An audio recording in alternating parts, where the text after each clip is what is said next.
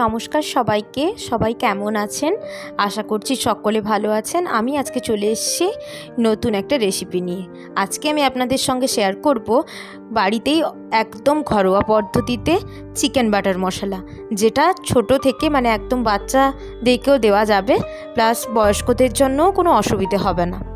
প্রথমে আমি একটু চিকেন নিয়ে নিয়েছিলাম 350 গ্রাম মতো, আর সবজি হিসেবে আমি নিয়েছিলাম একটা টমেটো আর পেঁয়াজ, আদা কুচি আর কিছু কাজু নিয়ে নিয়েছিলাম, তার সঙ্গে কিছু গোটা রসুনও ছিল। এগুলোকে কড়াইতে তেল দিয়ে হালকাভাবে আমি একটু ভাজাভুজি করে নিয়েছি, যতটা হালকাভাবে করা যায় ওটা করে তারপর আমি একটা পাত্রে সবগুলোকে নিয়ে সুন্দরভাবে আমি কড়া থেকে নামিয়ে রেখে দিয়েছি। কিছুক্ষণ রেখে দেব 5 থেকে 10 মিনিট ঠান্ডা হওয়ার জন্য। তারপর এটাকে আমি গ্রাইন্ড করে নেব গ্রাইন্ডারে। আর এর মধ্যে ওটা ঠান্ডা হতে হতে আমি মাংসটাকে ম্যারিনেট করে নেব।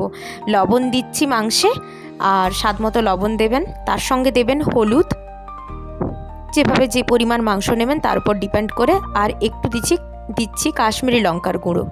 আমি এমনি লঙ্কা গুঁড়ো খাওয়া পছন্দ করি না, যার জন্য কাশ্মীরি লঙ্কার গুঁড়ো ইউজ করেছি। আর তার সঙ্গে একটু টক দই দিয়ে ভালো করে আমি স্পুন দিয়ে সবগুলো চিকেনের সঙ্গে আমি ম্যারিনেট করে দিচ্ছি, যাতে প্রত্যেকটা চিকেনের মধ্যে যেন এই মশলাটা ঢোকে, দিলে টেস্ট হবে চিকেনের।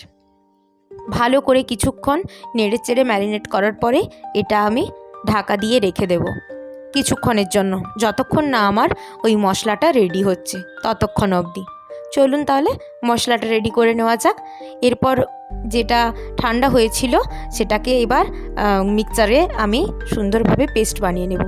সব কিছু দিয়েছি যা ছিল আগে, যা কড়াইতে আমি তেল দিয়ে ভেজেছি, তার সঙ্গে অল্প পরিমাণ একটু জিরে গুঁড়ো দিলাম আর কিছুটা পরিমাণ টক দই দিলাম।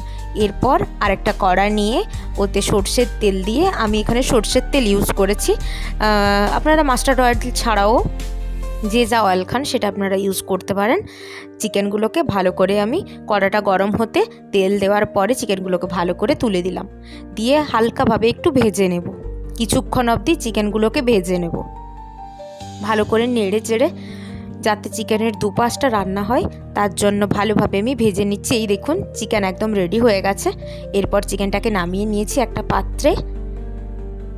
তারপর আবার কড়াটাকে ভালো করে পরিষ্কার করে নিয়েছি, বা আপনারা অন্য কড়াও নিতে পারেন।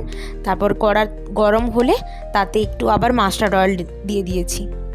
এরপর অল্প পরিমাণ তেলটা গরম হলে চিনি দিয়ে দিয়েছি। চিনিটা অপশনাল, চাইলে দিতে পারেন। এই যে দেখুন চিনিটা লাল হয়ে এসছে, আমার চিনি সুন্দরভাবে পেকে গেছে।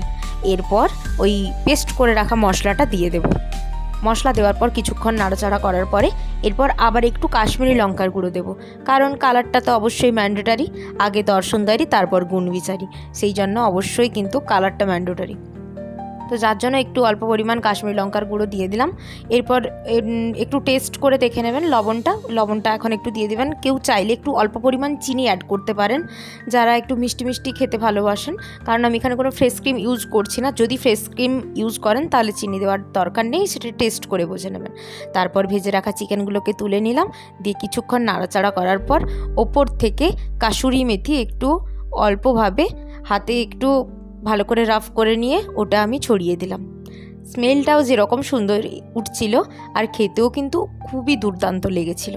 আপনারাও বাড়িতে ট্রাই করুন, আর অবশ্যই কিন্তু কমেন্ট করে জানান, সঙ্গে like, comment, share with subscribe.